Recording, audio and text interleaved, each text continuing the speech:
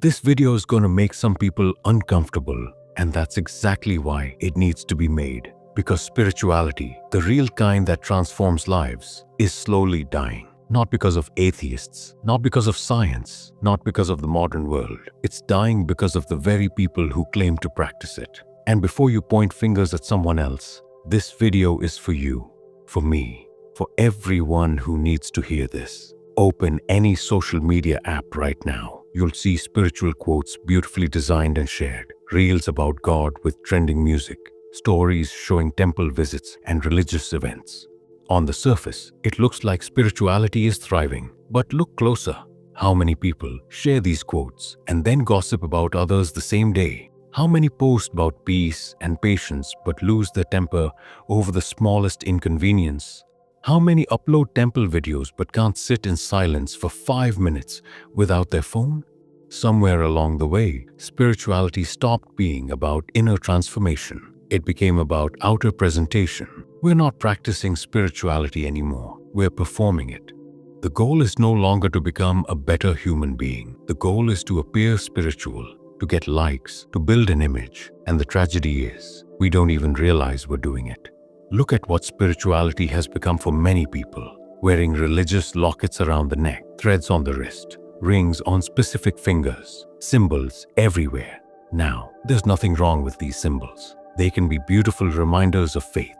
But here's the problem. The same person wearing a sacred thread will lie without hesitation.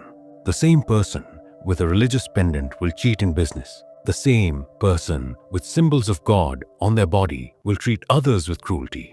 The outside is decorated, the inside is empty. In chapter 16, verses 1 to 3, Krishna lists the divine qualities a person should cultivate. Fearlessness, purity of heart, charity, self-control, sacrifice, study of scriptures, austerity, simplicity, non-violence, truthfulness, freedom from anger, renunciation, peacefulness, compassion toward all beings, freedom from greed, gentleness, modesty, and freedom from fickleness. Count these qualities. Now, honestly ask yourself, how many do you actually practice daily? We wear the symbols of devotion, but do we carry even a fraction of these qualities within us? A locket around your neck means nothing if there's no compassion in your heart. A few years ago, visiting temples was part of daily life for many people.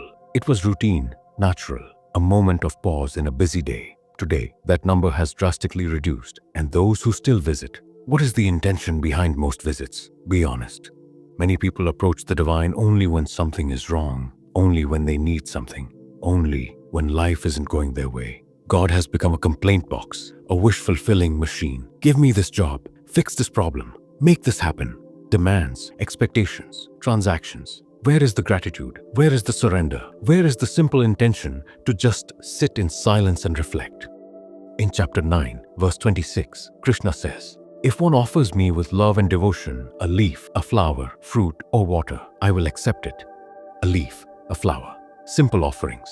Krishna isn't asking for grand rituals or expensive donations. He's asking for love, for genuine devotion, for a heart that gives without expecting. But we've turned spirituality into a transaction. I'll offer this much, and you give me that much in return. That's not devotion, that's business. Think about how festivals are celebrated now. Sacred occasions that were once about devotion, family, and inner reflection. What have they become? The preparation is often more about what to wear and where to go than about what the festival actually means. And when the moment comes, first priority, take photos, check angles, get the perfect shot.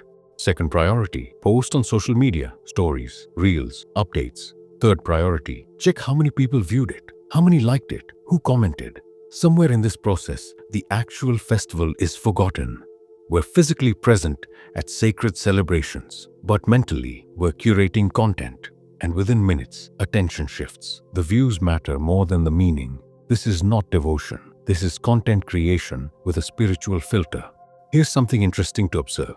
When a particular spiritual destination becomes popular on social media, suddenly everyone wants to visit. Crowds multiply. Posts flood the internet. This isn't necessarily wrong. Awareness can inspire genuine seekers. But watch what happens after some time.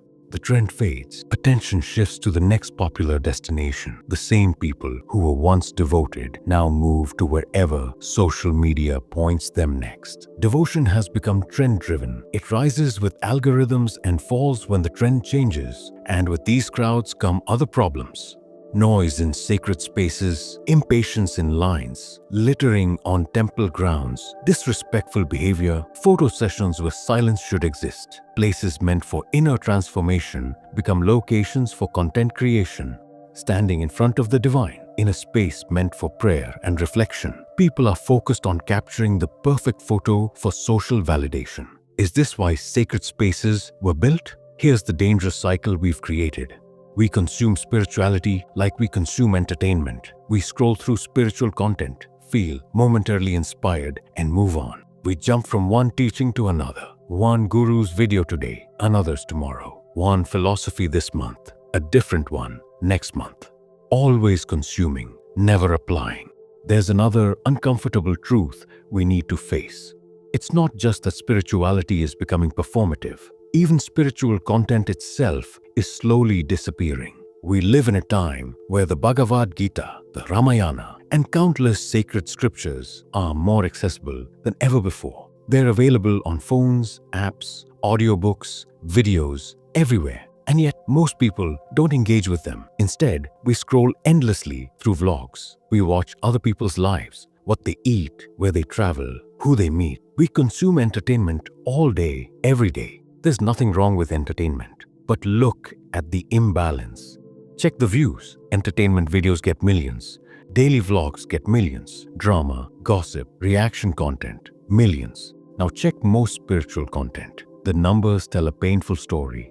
Just like spirituality is fading from daily life, spiritual content is also slowly being pushed aside. Not because it lacks value, but because it requires attention, patience, and reflection. And those are things we are losing. We say we don't have time, but the truth is we choose what we make time for. I want to pause here and say something personal. I genuinely thank every single person who has subscribed to this channel, everyone who is still interested in the Bhagavad Gita, everyone who still wants to understand Krishna's teachings, everyone who hasn't completely replaced wisdom with distraction. Thank you, truly. Because choosing to engage with spiritual content today is not the popular choice. It's not the trending choice. It's the conscious choice. And the sad reality is this. As entertainment keeps rising, spiritual content is being treated as outdated, boring, or unnecessary. But when spirituality dies in content, it doesn't just disappear from screens. It disappears from minds, from conversations, from values, from daily life. And slowly, a generation grows up knowing everything about influencers, but almost nothing about inner discipline, self-control, or truth. This is not an attack, it's an observation. And unless we change what we consume, we cannot complain about what we become. In chapter 18, verse 67, Krishna says, "This knowledge should never be spoken to one who is without self-discipline, without devotion, who does not desire to listen, or who speaks ill of me." Krishna is warning that spiritual knowledge requires readiness, discipline, a genuine desire to transform. But we treat it like any other content, like a podcast to play in the background, like a reel to watch between other reels. We collect knowledge but don't practice it. We know what Krishna said about anger, but we still rage at small things. We know what the scriptures say about truth, but we still lie when convenient. The gap between what we know and what we do keeps growing, and spirituality slowly becomes just another form of entertainment.